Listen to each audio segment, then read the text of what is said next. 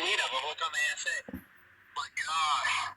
These 3 videos, released by the Department of Defense, have changed the way many people see what we can't explain.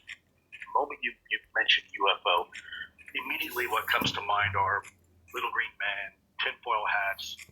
That's not at all what we're dealing with.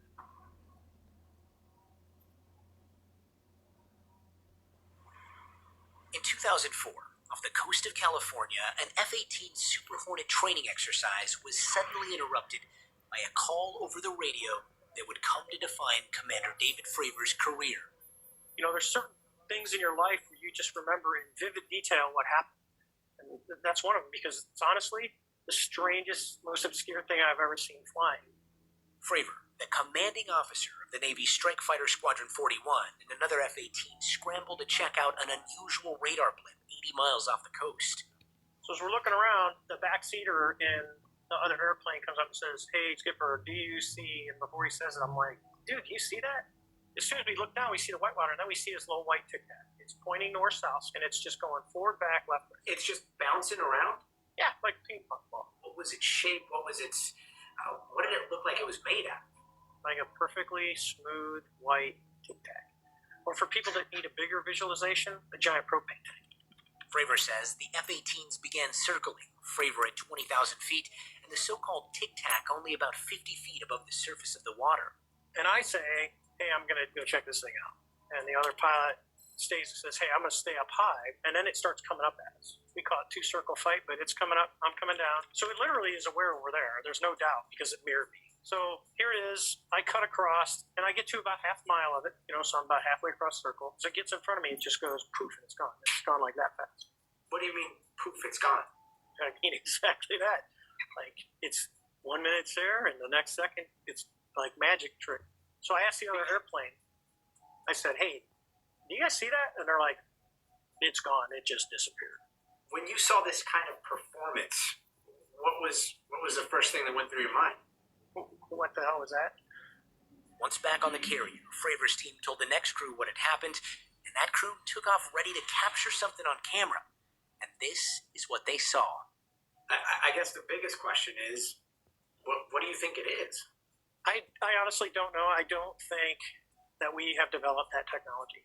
I don't think we developed it on this planet. We still, to this day, have no idea what it was, what we saw, what we chased, what we engaged. It was pretty spectacular. A report from that incident eventually made its way to the Pentagon, across the desk of Luis Elizondo, the former director of the Advanced Aerospace Threat Identification Program. In essence, what that program was an investigatory body looking at what we call the UAP, probably in the vernacular, it's better known as the UFO phenomenon. The bottom line here is that over the past several decades, we in the Department of Defense and the intelligence community have been noticing things in our airspace that don't have wings, they don't have cockpits, they don't have even an obvious sign of propulsion like an engine, and yet still they're able to defy the natural effects of Earth's gravity. In 2020, the Pentagon declassified 3 videos, the Tic Tac video and 2 others filmed on the East Coast in January of 2015. Other countries have made similar public disclosures. Also in 2004, the Mexican Air Force confirmed this video was shot by one of their pilots near the coast of Baja California. 1, 2, 3, 4, 5, 6, 7, 8 en la pantalla. In 2014, the helicopter from the Chilean Navy locked onto an unidentified object emitting what appeared to be some sort of gas or vapor. Both governments have said they investigated but couldn't determine what the objects were. To those like science writer Sarah Scholes, clipped black and white videos always leave a lot to the imagination. To me, the most interesting thing about the videos is how little information is in them. All we have are these, 30 seconds or a minute of something totally decontextualized. And so everybody kind of gets to think whatever they want to think about them because we don't actually have enough information to form any kind of conclusion, which is UFO's favorite space to live in, the muddy, fuzzy space. But will 2021 be the year all of that changes because of COVID-19?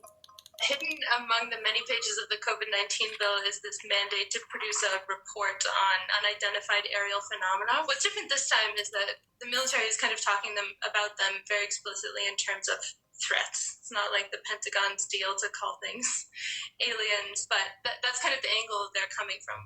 If there is a foreign adversary, let's say Russia or China or anybody else, who happens to have this technology and they've had it for decades, and we in the United States have somehow been strategically leapfrogging our technology, we've got a big problem on our hands.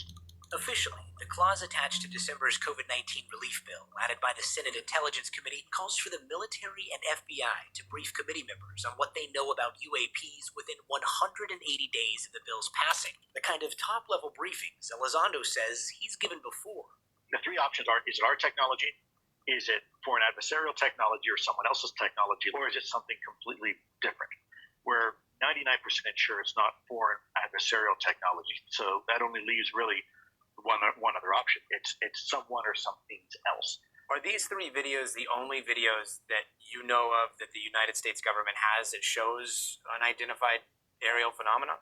No, absolutely not. These are probably some of the least compelling videos. In some cases, we've seen these things 50 feet away from the cockpit. And when you're talking about something that is 50 feet away, I mean, what could they tell from being 50 feet away?